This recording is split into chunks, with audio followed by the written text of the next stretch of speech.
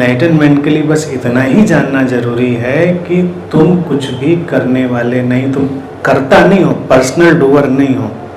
तुम्हारा जो अपना ईगो है जिस दिन कंप्लीटली समझ जाता है कि you are not the doer, अकर्ता।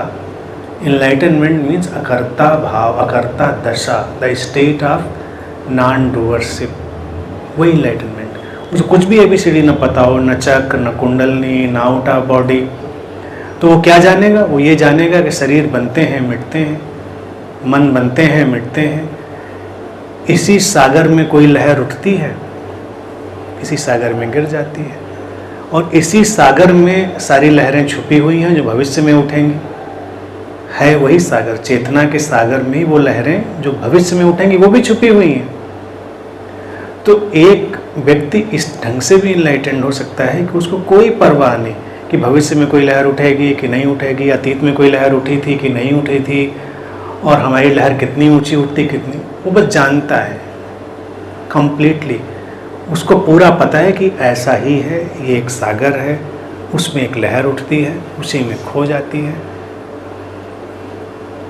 ना खड़े होने का उसका स्ट्रगल है, क्योंकि लहर स्ट्रगल नहीं कर सकती कितनी देर खड़ा होना है। वो उस प्लेनेट के ग्रेविटेशनल फोर्स और सागर की जो सारी जो फोर्सेज हैं उस पानी की, उन पे डिपेंड करती कि कितनी ऊंची जाएगी और कितनी नीचे गिरेगी। बहुत सारे फैक्टर्स पे डिपेंड करती।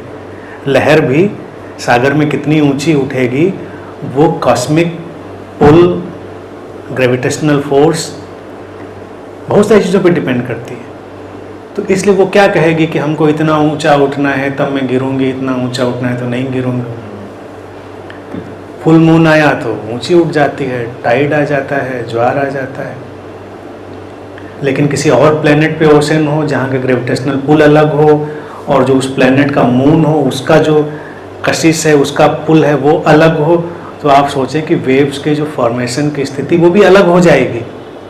ऐसी नहीं होगी हम अपने जैसी, अपने प्लेनेट जैसी।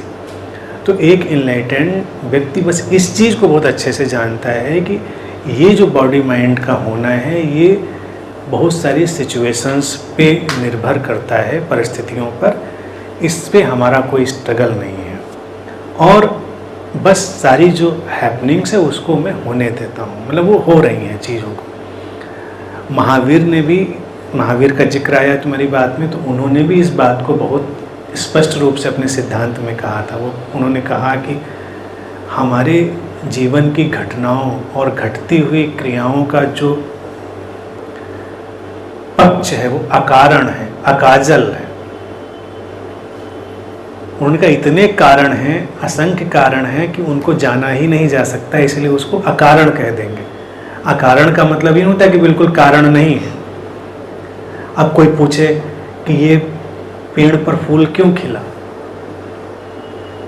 तो उसकी साइंस समझा सकता है कोई कि ऐसे ऐसे फूल होता है, ऐसे ऐसे खिलता है। लेकिन कोई पूछे क्यों खिला, तो ये क्यों का जवाब कोई भी बड़ा वैज्ञानिक, कोई बड़ा गुरु भी नहीं दे पाए, क्यों खिला। बहुत सारी परिस्थितियाँ, कारण, बहुत सारी चीज़ें हो सकती हैं। तो इनलाइटनमेंट बस यही है। इनलाइटनमेंट का किसी magic, mystery, out of body, kundalini और इनसे कोई रिश्ता